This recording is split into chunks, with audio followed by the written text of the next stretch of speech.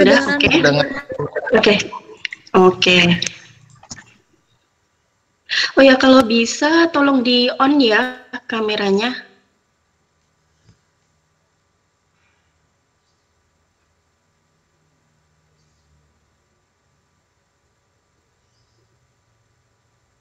Bentar, saya share dulu.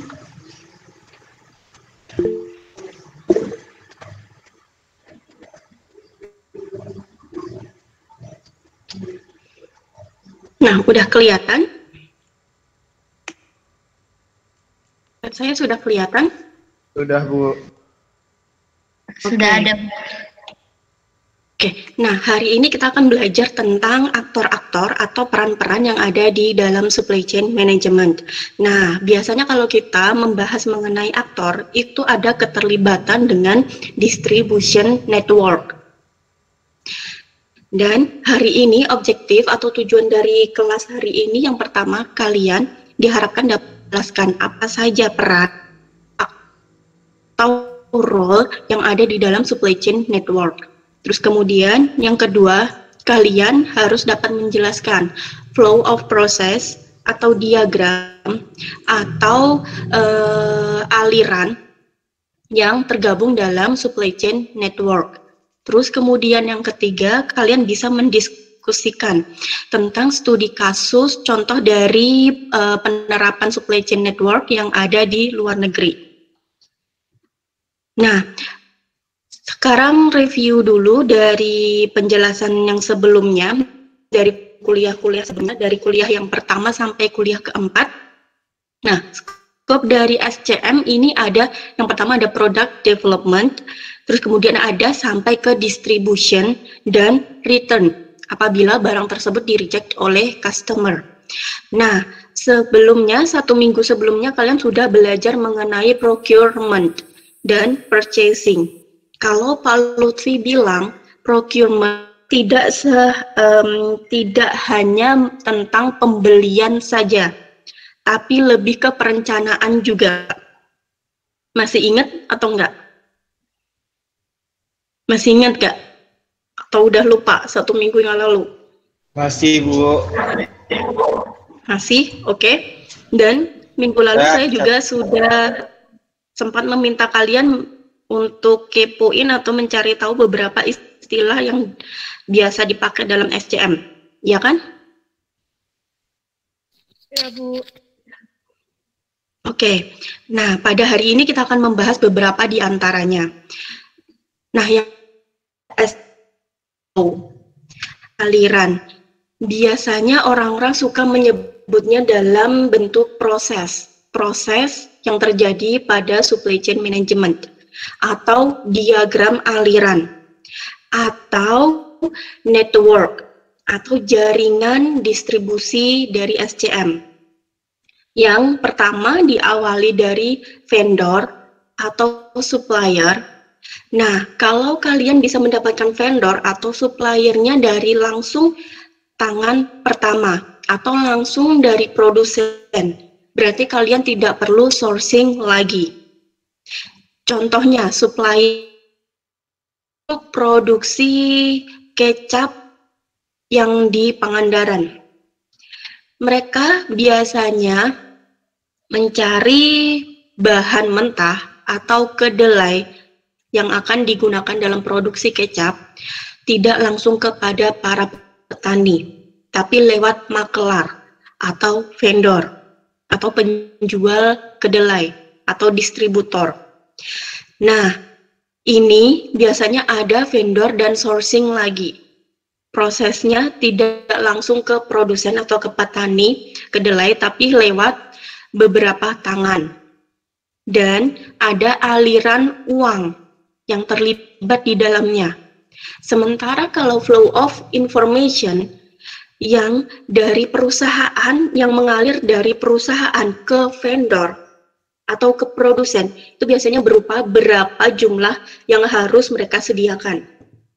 Berapa jumlah yang diperlukan untuk satu kali produksi dan kapan harus tersedia.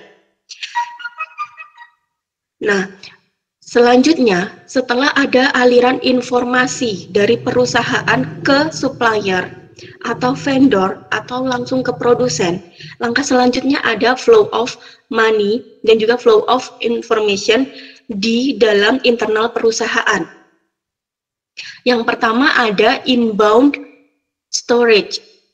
Nah, ini berupa logistik, transportation juga, tapi dari produsen atau dari makelar atau dari sourcing atau dari distributor ke gudang sementara manufaktur atau perusahaan atau pabrik.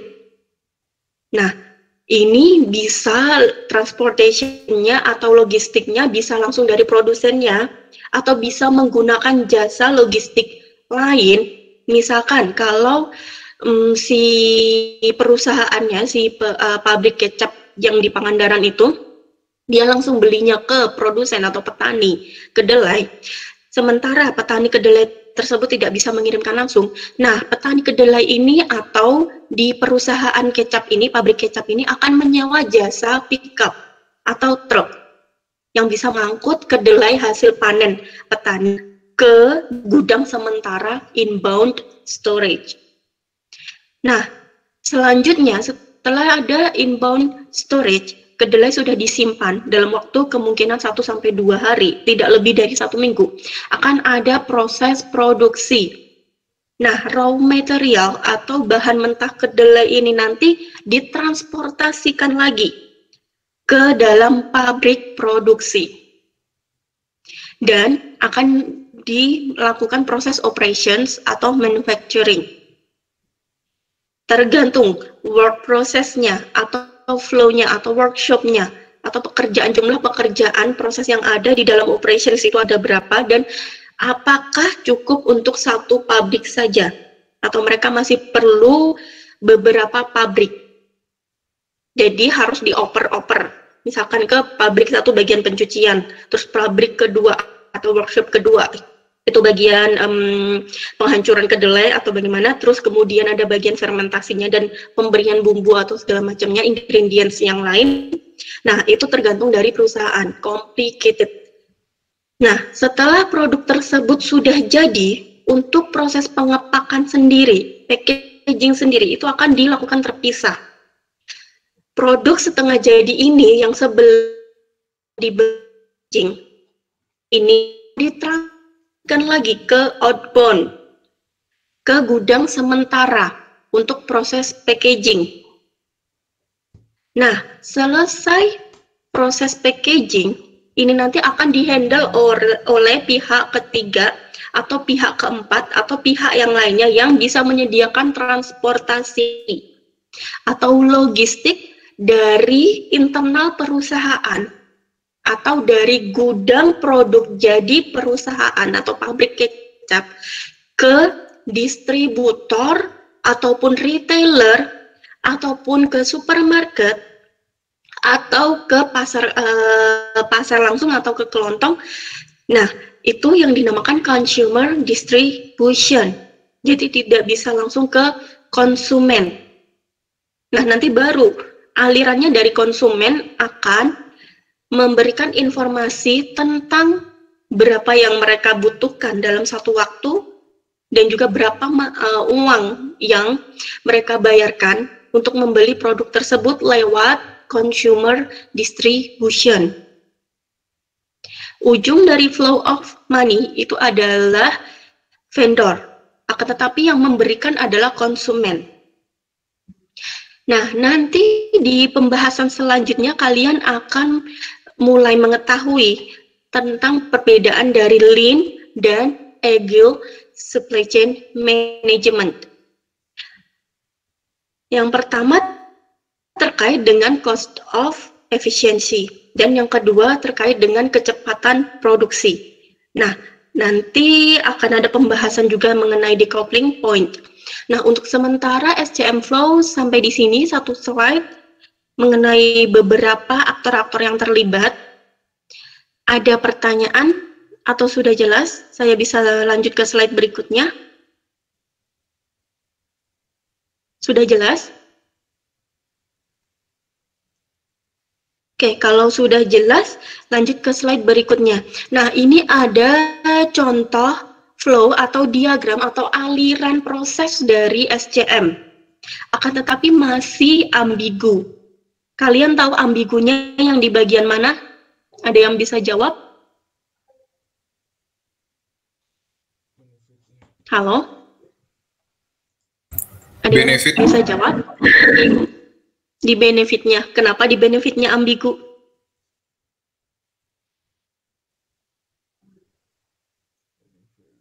Di bagian mananya coba? Ayo. Kenapa di bagian benefitnya ambigu? Customer satisfaction. Oke. Kenapa di bagian customer satisfaction-nya ambigu? Kalau menurut saya, Bu, customer satisfying itu kan lebih ke marketing, Bu. Jadi kayak yang tahu customer itu satisfied atau enggak kan biasa dari marketingnya tuh ngadain research kayak gitu, Bu. Jadi mungkin itu agak sedikit ambigu karena kalau dari SCM-nya kan nggak apa ya, nggak ada, maksudnya kan dia menyalurkan ke customer tapi dia tuh tidak melakukan kayak CRM yang dilakukan oleh marketing mungkin, Bu, kalau menurut saya ya. Oke, ada pendapat yang lain? Oke, saya terima dulu pendapatnya. Ada pendapat yang lain?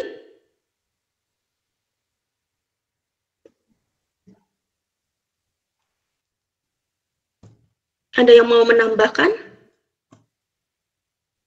Kalau saya sebut ini flow chart-nya atau diagram aliran prosesnya ini ambigu. Kalau menurut kalian di bagian mananya yang ambigu? Kalau dibandingkan dengan slide sebelumnya.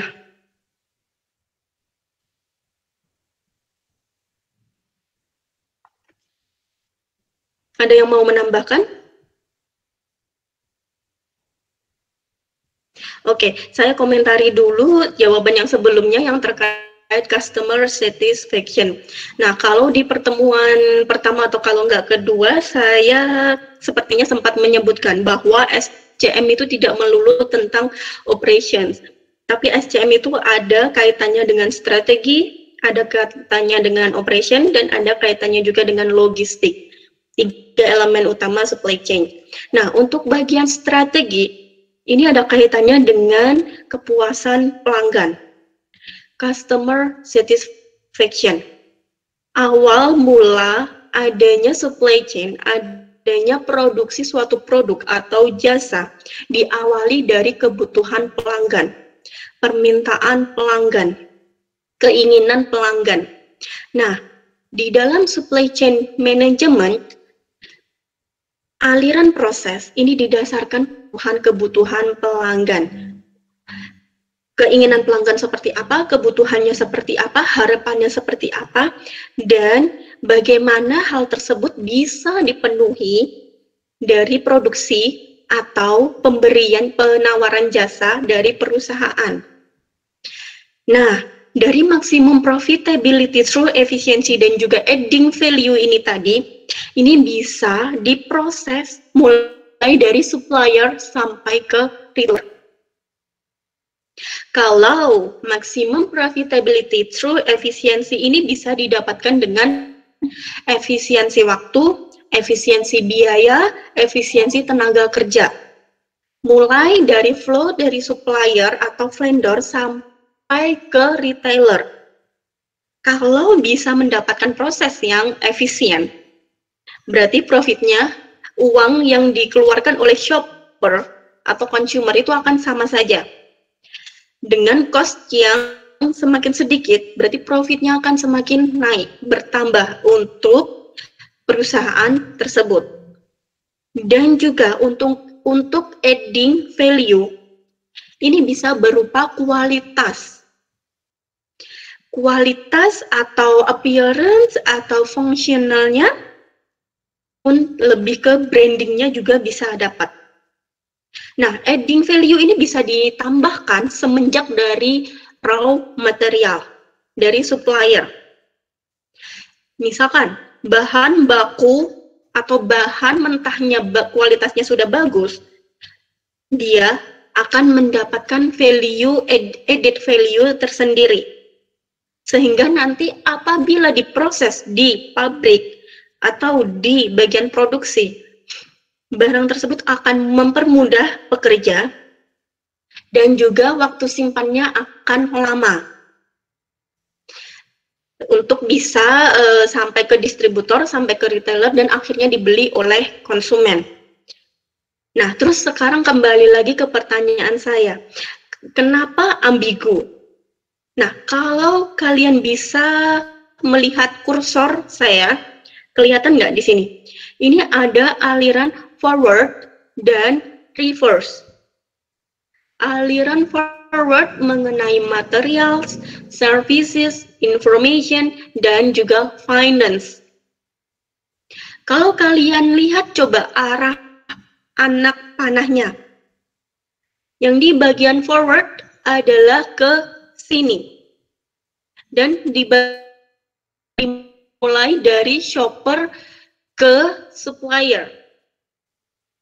Di diagram ini, aliran antara material, services, information, dan juga finance berarti terjadi baik dari shopper ke supplier dan juga sebaliknya, dari supplier ke shopper. Ngerti nggak maksud saya?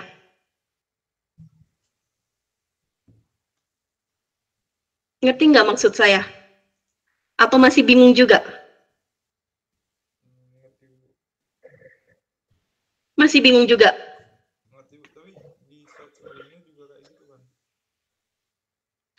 Coba lihat, bandingkan dengan slide sebelumnya. Ada yang beda atau enggak? Ini yang tanda panah warna pink yang besar ini adalah aliran materialnya. Mulai dari barang mentah atau raw material sampai ke produk jadi di consumer distribution. Coba, ada yang bisa menemukan satu kejanggalan? Yang sebelumnya dari konsumer langsung ke vendor gitu. Yang slide sebelumnya. Gimana? Yang slide sebelumnya dari konsumer langsung ke vendor. Kalau yang ini urutan lagi dari shopper, retailer, distributor, manufaktur ke supplier. Oke. Nah, coba gini, jawab pertanyaan saya. Mungkin nggak sih aliran keuangan itu mulai dari supplier, bayar ke manufacturer, bayar ke distributor, lalu supplier juga uang tersebut sampai ke shopper? Ada nggak? Ada nggak aliran keuangan dari supplier sampai ke shopper? Mungkin nggak kalau menurut kalian?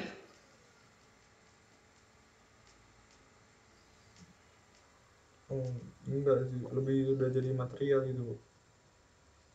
Nah, betul. Aliran dari supplier ke shopper itu terkait tentang bisa materials, bisa juga services, dan bisa juga information. Akan tetapi yang saklek di sini adalah finance dan juga services serta materials. Material, services, dan finance itu tidak mungkin mengalir dari shopper atau konsumen ke supplier, tapi mengalirnya dari arah sebaliknya. Kalau informasi dari konsumen itu bisa mengalir sampai ke supplier. Bisa kebutuhan atau keinginan atau harapan dari konsumen itu informasinya mengalir dari shopper atau konsumen ke supplier itu bisa. Tapi kalau untuk material, services, dan finance itu sangat tidak mungkin.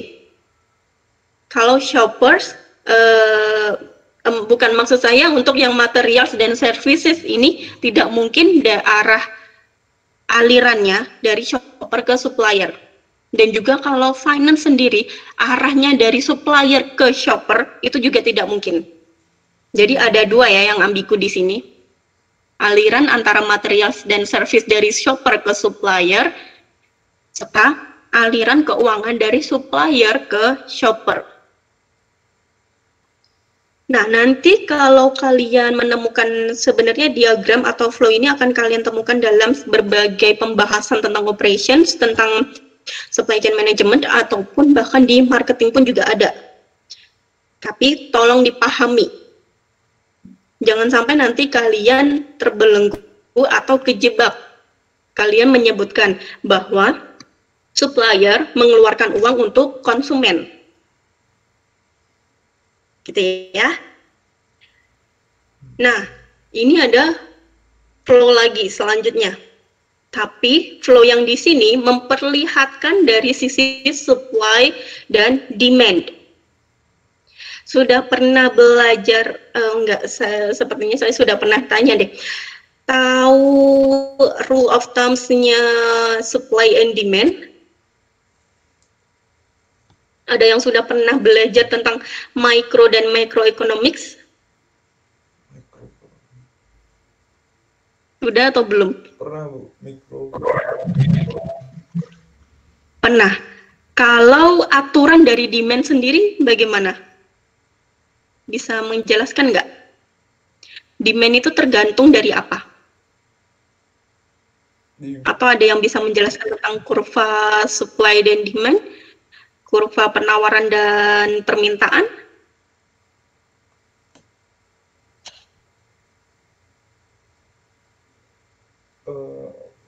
Yang supply di SMA kalian belajar juga kan? Gimana? lebih ke pengaruh ke harga gitu, Bu. Ya, jadi kalau misalnya demand-nya banyak, supply-nya sedikit, harga akan naik gitu. Demand-nya banyak, supply-nya dikit. Oke, bisa diterima. Oke. Nah, pernah baca yang namanya diagram kurva yang seperti ini, yang garis lurus. Nah, itu nanti terkait dengan equilibrium juga. Jadi produksi atau supply chain management ini sebenarnya didasarkan dari permintaan konsumen, dari aliran informasi konsumen. Ini yang ada first tier customer, terus kemudian sampai ke first tier supplier dan second tier supplier. Ini ada aliran informasi terkait demand atau permintaan dari pelanggan.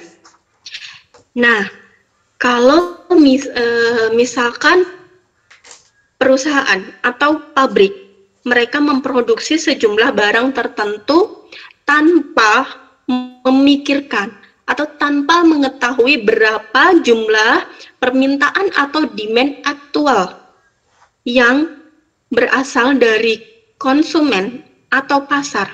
Menurut kalian nanti akan jadinya seperti apa?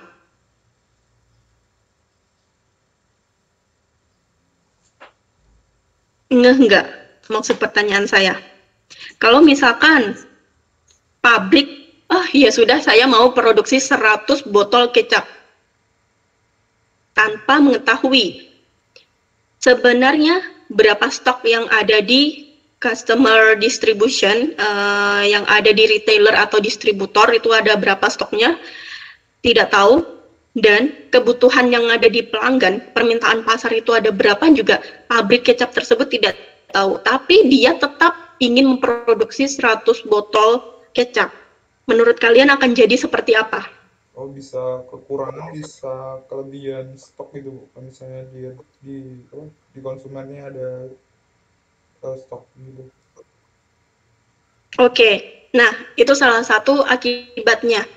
Nah, kalau sebelumnya saya pernah meminta kalian mencari tahu tentang just in time, dan minggu sebelumnya juga Dinda pernah bertanya tentang just in case selama pandemi. Nah, kalau just in time sendiri, dia alirannya raw material atau bahan mentah harus tersedia di bagian supply pada saat nanti akan dikirimkan ke produksi. Itu just in time. Jadi kalau misalkan pabrik atau perusahaan dia tahu pada bulan Oktober 2020 mereka harus memproduksi 100 botol kecap yang asalnya dari permintaan konsumen. Misalkan dari bagian retailer atau distributor, dia mencatat informasi, Bu, saya ingin beli kecap 5 botol di bulan Oktober. Nah, terus kemudian ada di bagian retailer lagi, toko kelontong lain lagi, atau supermarket lain lagi yang menginformasikan ke bagian produksi kecap di Pangandaran. Kalau masing-masing dari mereka request ada berapa puluh botol yang ingin mereka beli.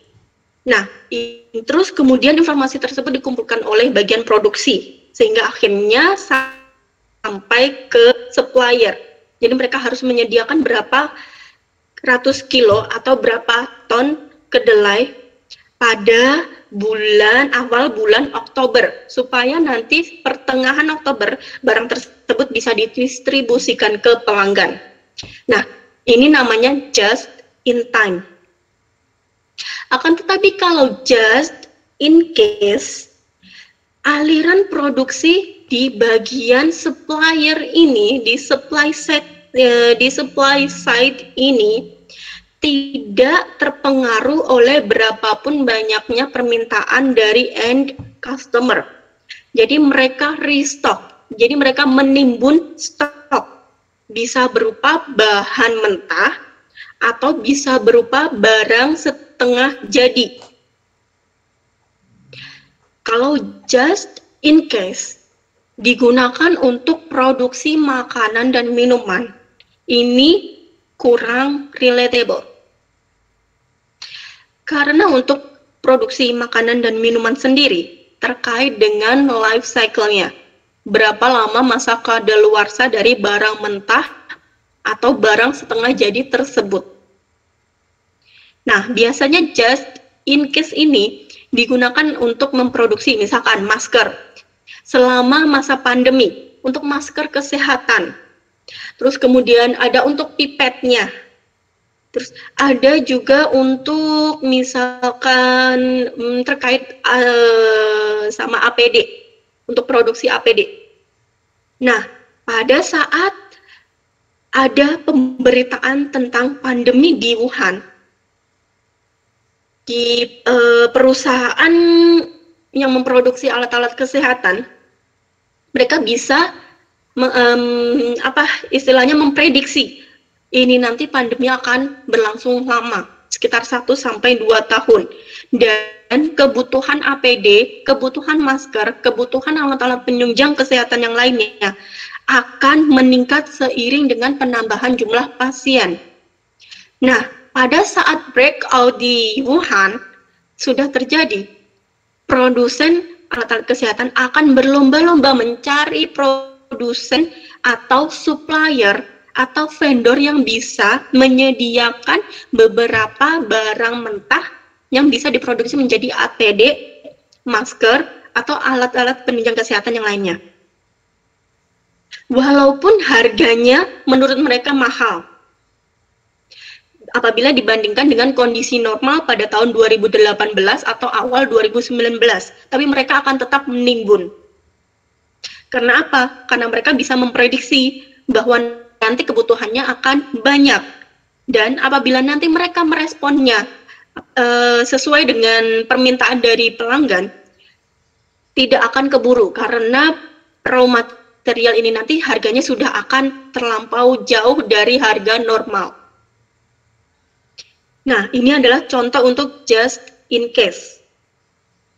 Just in case sendiri harus didasarkan pada kemampuan dan kapasitas dari perusahaan, dari produksi, baik dari segi produksinya, ruangan produksinya atau pabriknya, fasilitasnya, dan juga dari kapitalnya atau modalnya, serta dari sisi tenaga kerjanya. Kalau misalkan mereka bisa memproduksi dalam jumlah besar, it's okay. Dan juga apabila mereka punya modal yang besar, it's okay. Tanpa mengetahui berapapun jumlah permintaan dari pelanggan, mereka bisa menyediakan. Nah, akan tetapi kalau untuk just in case sendiri, nanti kalau misalkan sudah normal, misalkan tahun 2021 akhir, kalau pandemi sudah berakhir, nah ini akan beralih kembali ke just in time, jadi mereka akan meramalkan berapa jumlah permintaan dari konsumen sehingga akan ditarik ke belakang sampai mereka tahu berapa jumlah raw material yang harus mereka sediakan. Nah, mengikuti pola dari just in time akan berganti kembali ke just in time atau mereka akan masih menggunakan just in case, itu tergantung dari kapasitas perusahaan. Nah, ini aktor-aktor yang terlibat di sini dari supply side, demand side, ini sama seperti yang saya jelaskan di awal. Bisa saja ke produsen, bisa saja ke vendor, bisa saja ke distributor yang lain. Nah, karena di supply chain management ini sendiri ada praktek B2B dan B2C sekaligus. B2B dan B2C kalian sudah pernah belajar sebelumnya kan? Nah, sementara kalau untuk physical flow-nya seperti yang saya sebutkan tadi, ada raw material, ada work in process yang masih di dalam barang setengah jadi yang masih ada di dalam internal pabrik. Nah, kemudian ada barang jadi atau produk yang akan diantarkan ke end customer. Ini untuk aliran physical flow-nya, jadi aliran materialnya. Nah, kalau kalian perhatikan aliran yang ada di sini, aliran physical flow atau material management, purchasing dan supply management serta physical distribution management, di sini arahnya hanya satu panah, hulu atau hilirnya dari supplier mengalir ke end customer. Berbeda dengan flow diagram yang ini tadi. Jadi materials dan services bisa juga mengarah dari shopper ke supplier. Jadi berbeda. Jadi dengan penjelasan dari diagram yang ini atau flow chart yang ini, kalian bisa mengetahui apa saja yang bisa terjadi untuk materials yang di bagian supplier sampai ke end customer. Sampai sini ada yang mau ditanyakan?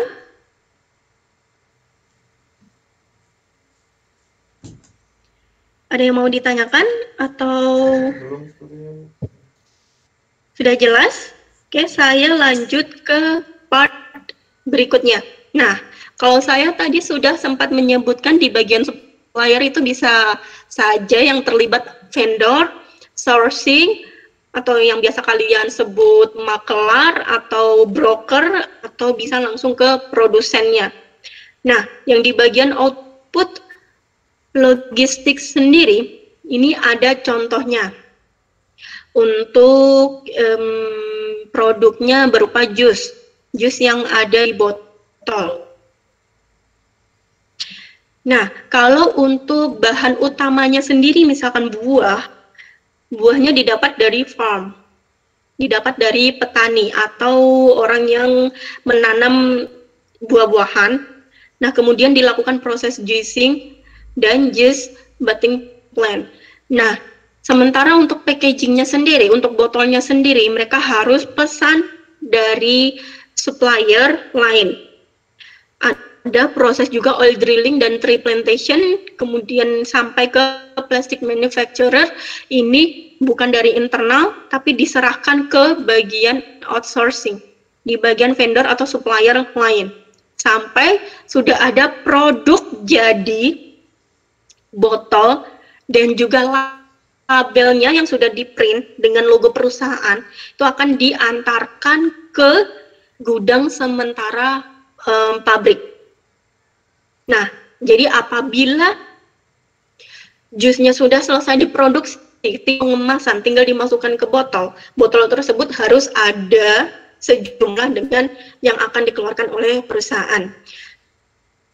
Nah, ini namanya just in time. Jadi kalau perusahaan butuh produksi berapapun jumlahnya, supplier sudah harus siap mengirimkan ke gudang sementara. Nah, sementara kalau untuk inbound logistics, ini biasanya terjadi di internal perusahaan. Mulai bisa dari focal firm atau national distribution center. Nah, jadi di sini akan kalau misalkan pabriknya dia tidak cuman ada tidak cuman satu pabrik saja, tapi dia punya beberapa pabrik atau dia punya beberapa gudang sementara atau gudang untuk produk yang sudah jadi. Nah, ini bisa menggunakan National Distribution Center atau bisa antar gudang atau antar pabrik. Nah, itu dihandle oleh internal sendiri, internal perusahaan. Nah, sementara bisa pakai juga internal logistics. Ini kalau misalkan di regional distribution center, atau bisa juga diantar ke shops, supermarket, sama vending.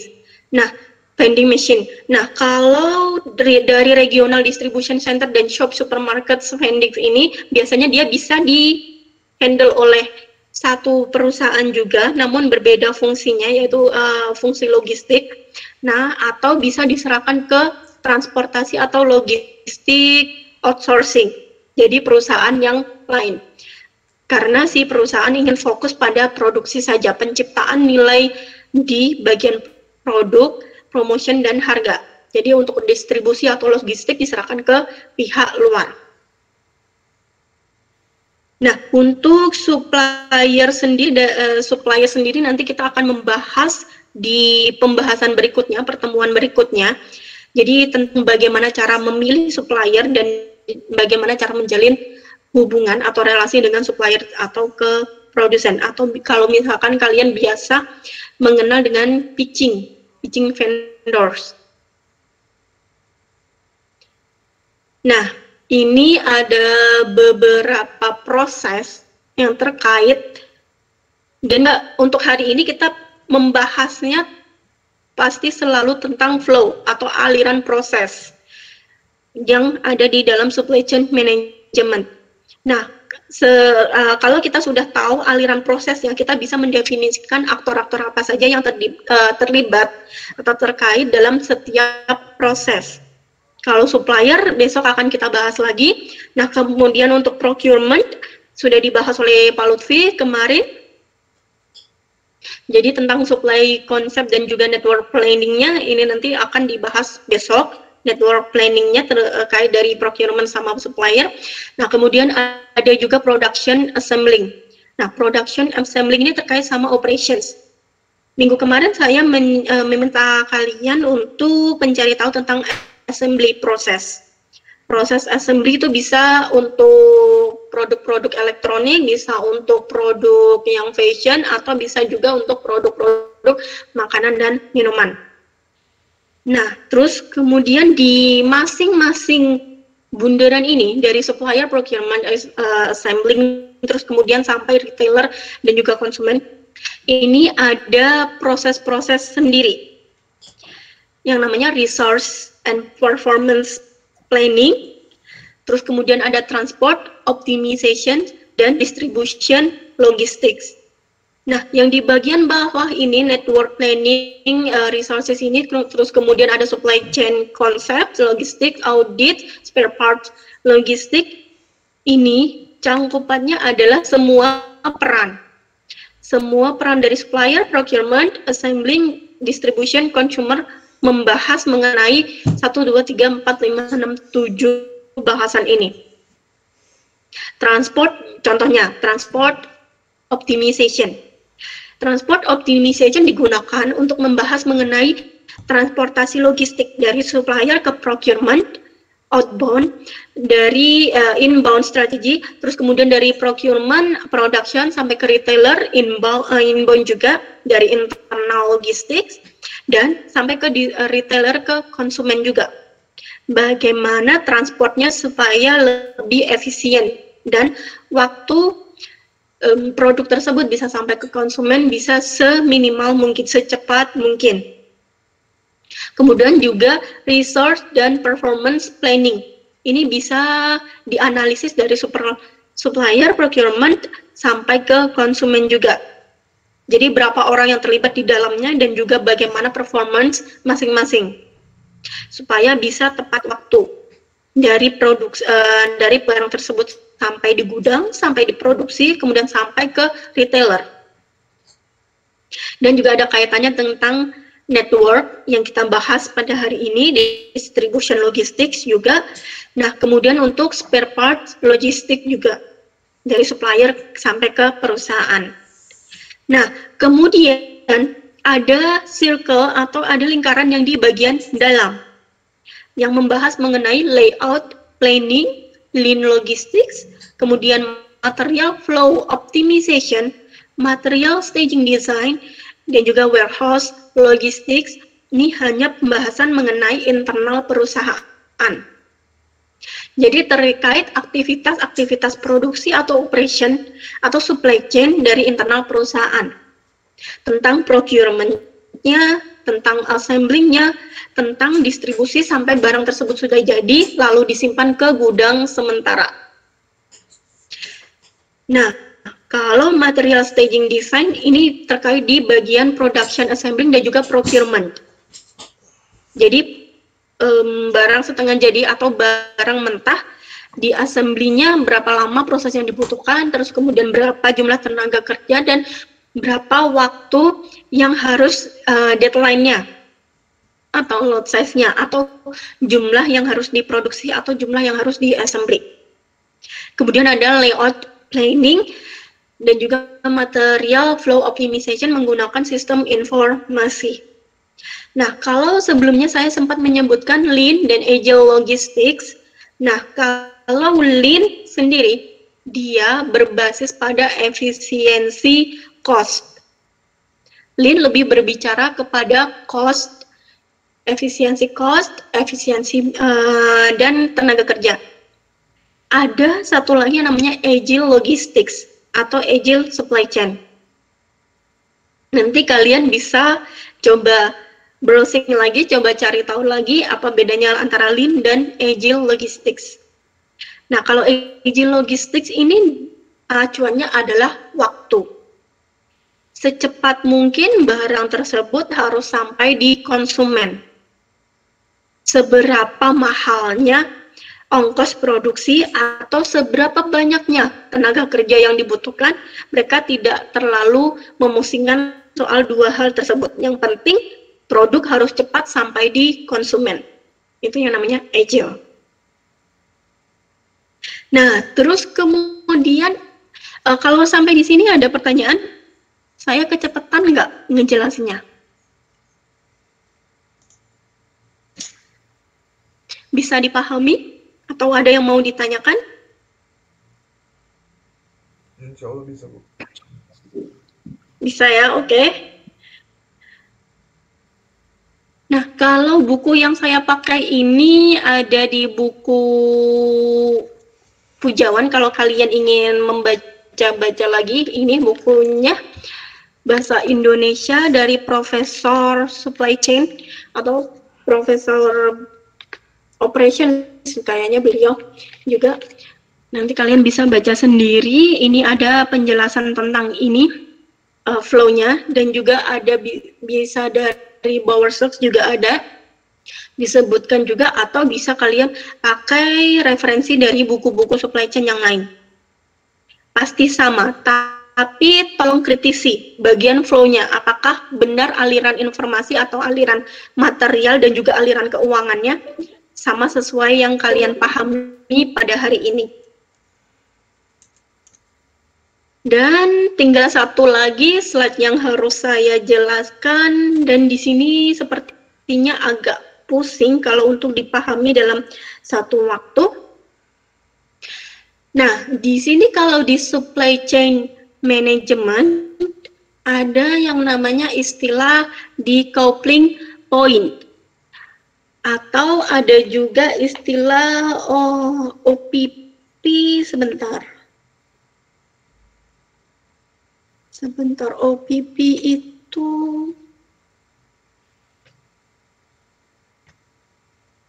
order penetration point. Atau bahasa lebih gampangnya adalah titik temu. Gitu. Titik temu. Oke, kita pakai titik temu saja. Nah, kalau saya menyebutkan titik temu, itu berarti istilah yang saya pakai untuk decoupling point atau order penetration point atau segitiga terbalik di gambar ini. Nah, kalau untuk strategi buy to order, decoupling point, titik temunya ada di sekitar supplier, raw material yang masih ada di supplier. Berbeda dengan strategi ship to stock, ini titik temunya atau decoupling point-nya atau order penetration point-nya ada di bagian retailer. Nah, sebenarnya ini terkait juga dengan just in time dan juga just in case. Kalau selama ini orang-orang produksi atau orang-orang di bagian bisnis mengenal dengan istilah just in time. Jadi buy to order. Kalau ada permintaan dari pelanggan, mereka akan informasi terkait jumlah permintaan atau waktu yang harus dibutuhkan untuk menyediakan permintaan tersebut. Alirannya dari end users sampai ke manufacturers atau assemblers atau perusahaan atau pabrik kita. Nah, kemudian akan kita teruskan sampai ke order bahan mentah dari supplier. Ini namanya just in time. Jadi barang mentah harus tersedia pada saat kita ingin order dan membutuhkan. Jadi bisa segera dikirim dan diproduksi. Ini namanya strategi buy to order atau engineering order. Nah, berbeda dengan make to order. Kalau make to order, kita sudah melakukan procurement dulu. Kita sudah tahu berapa jumlah permintaan sebelumnya dari konsumen. Nah, di sini akan ketemu di tengah-tengah antara supplier dan assemblers. Jadi sebelumnya kita sudah pesan dulu untuk jaga-jaga berapa jumlah yang ingin kita produksi untuk 1 bulan ini. Kalau misalkan ada kekurangan, kita bisa reorder lagi.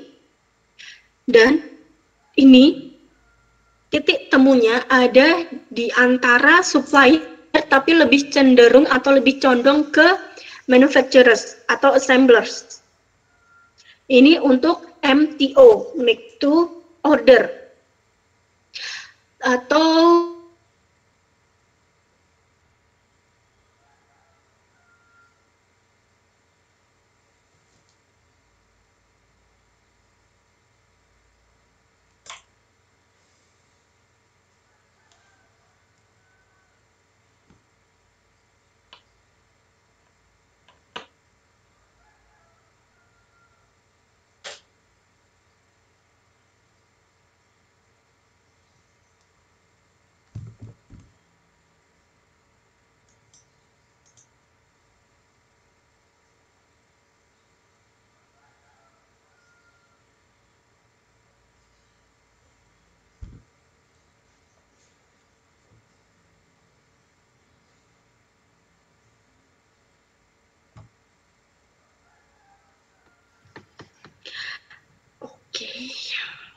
ya, maaf ya, ada technical issues. Oke, window. Ya. Oke, tadi sampai mana ya saya ngejelasinnya? Yang make to order, Bu. Yang make to order, oke. Oke, saya langsung ke contoh pabriknya deh atau perusahaannya.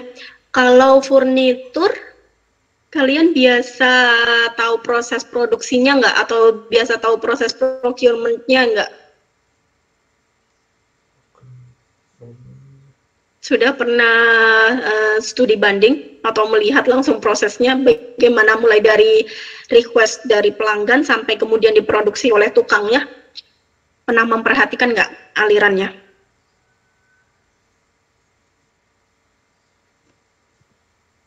Oke, nah jadi kalau furnitur, saya ambil contoh perusahaan furnitur atau toko furnitur, itu dia biasanya mengadopsi strategi buy to order atau engineering order. Jadi konsumen datang dulu ke tokonya atau datang dulu ke showroomnya untuk memilih-milih desain mana atau perabot yang seperti apa yang mereka inginkan. Dan dari jenis atau kualitas kayunya juga.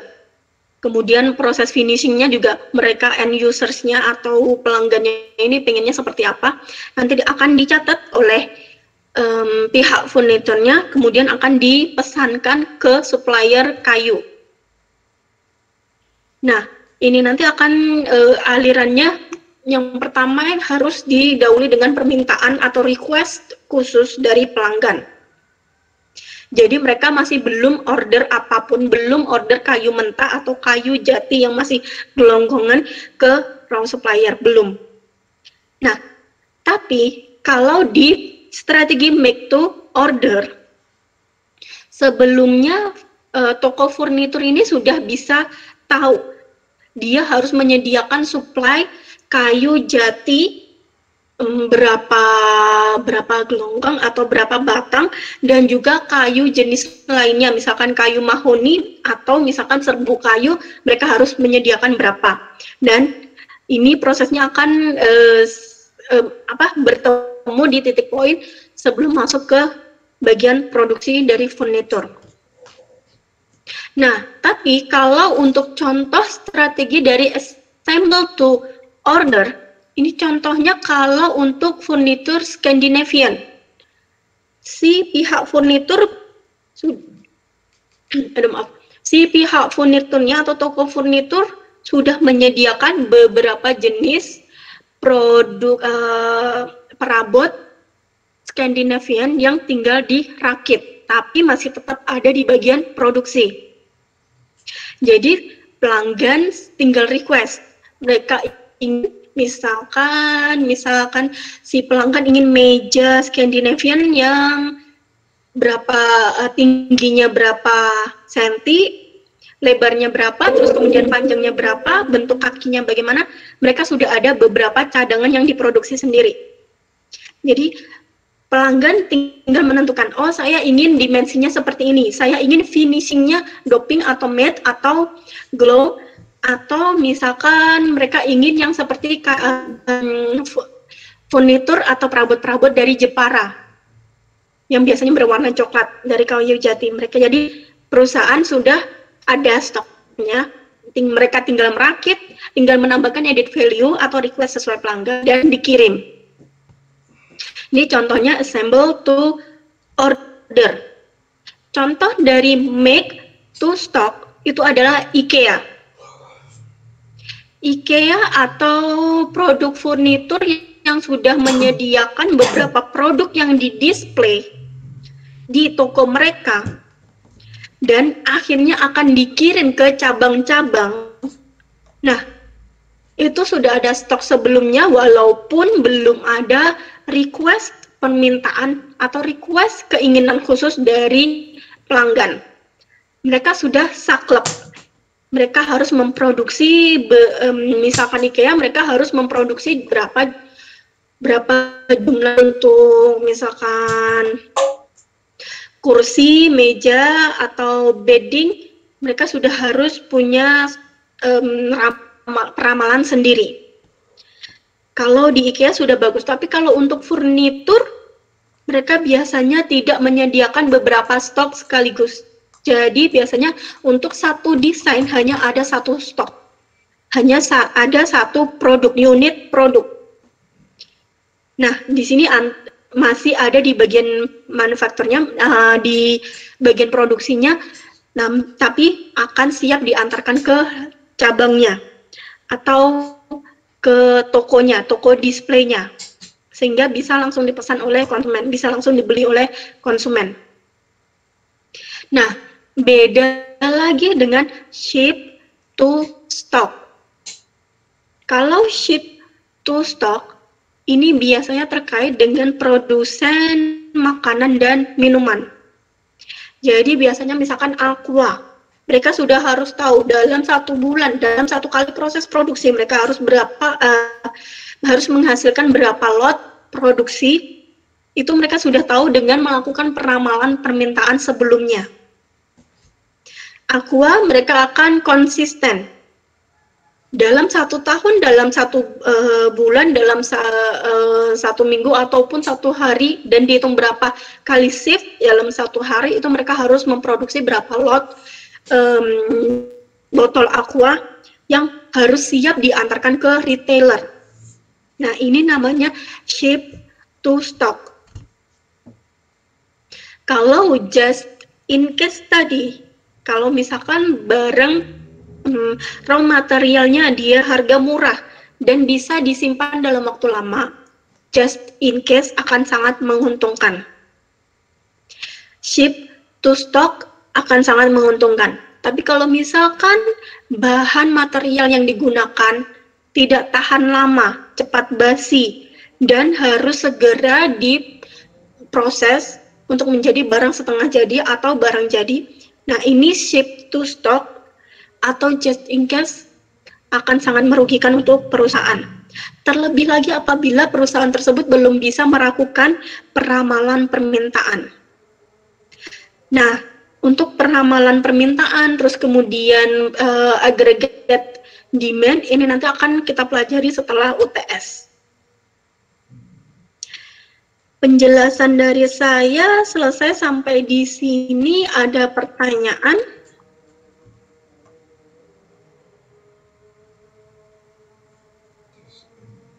Atau masih bingung? Mau tanya tadi. Oke, silakan. Berarti yang IKEA itu berarti pakai yang just in time ya, Bu? Buat Gimana? Nurul, suaranya kurang jelas. Buat Gimana? yang IKEA itu berarti makainya sistem just in time gitu, Bu? Tadi kan katanya ada. Kalau IKEA sebenarnya dia pakainya just in time untuk produksinya, tapi dia bisa lebih ke bagian lean manufacture atau lean logistik, dan dia juga bisa melakukan peramalan permintaan. Ngerti nggak? Nggak. Sebenarnya kalau untuk supply chain management yang bagus, kalian bisa mengacu ke IKEA. Mulai dari produksi lah ya, kalau untuk produksi. Kalau untuk manufacture. Kalau untuk e-commerce, kalian bisa lihat sendiri Tokopedia, Shopee, atau Blibli, atau eBay, atau AliExpress, atau yang lain. Berarti agak campuran gitu ya, Bu? Iya, betul. Udah sih itu aja, Bu. Oke. Ada lagi pertanyaan?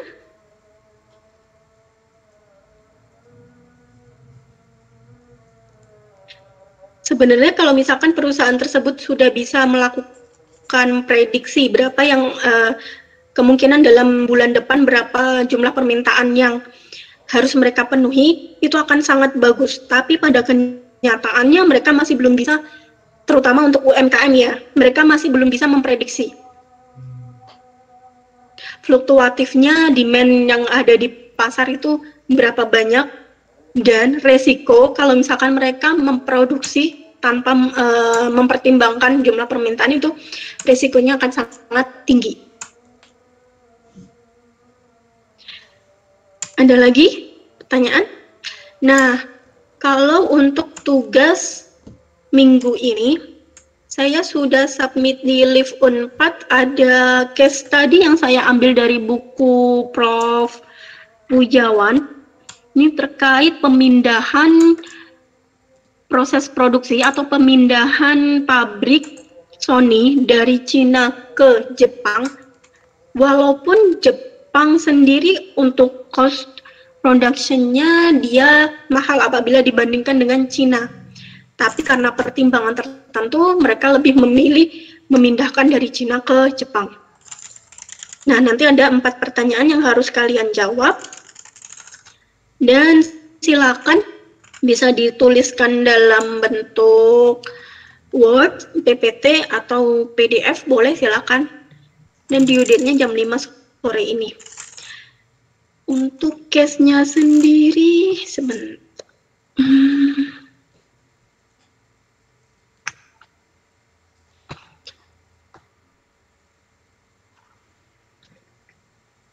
Nah, ini case-nya. Dalam bahasa Indonesia, saya berharap kalian sudah bisa mengerti ya apa maksud dari case ini. Dan juga ini pertanyaannya. Yang pertama tentang strategic fit, terus kemudian yang kedua tentang proses. Kalau minimal maksimal tidak ada. Terserah kreativitas dari kalian aja. Tapi yang penting bisa menjawab dari masing-masing poin pertanyaan yang disampaikan di case ini ya. Ada lagi pertanyaan?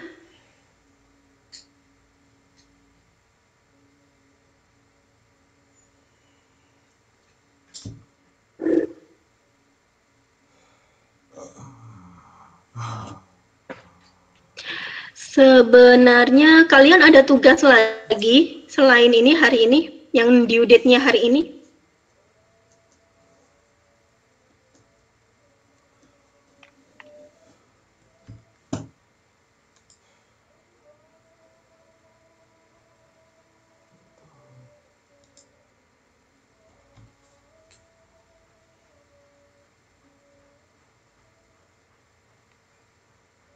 Nggak ada kan? Jadi tetap jam 5 sore ya, karena ini cuman menjawab pertanyaannya saja.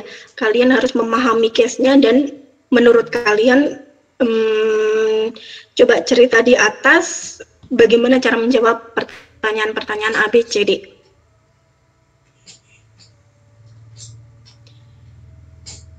Punten Bu, barangkali teman-teman masih ada kelas lagi nggak hari ini? Pokoknya mereka ada kelas nggak abis ini sampai sore, nanti nggak keburu. Tidak, Pak. Kosong ya habis ini ya? Kosong. Oh, oke. Oke, kalau kosong, oke. Tetap ya, jam 5 ya.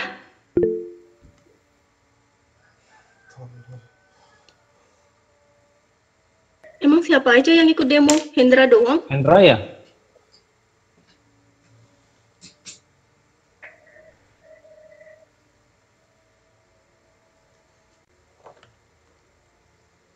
Demo online. Oh, ada demo online. Saya baru tahu. Demo online katanya Bu. Sok mangga Bu Linda, kebijakan Bu Linda. Tetap ya, jam 5. Ya Bu, kalau 2359 boleh nggak Bu? 2359 ya Bu. Iya Bu, jam 2359 Bu. Enggak, ini sebenarnya tunggu. Ini sebenarnya nggak terlalu susah sih. Coba kalian pahami dulu, karena kalian cuma tinggal menjawab sesuai pemahaman kalian. Dan ini nggak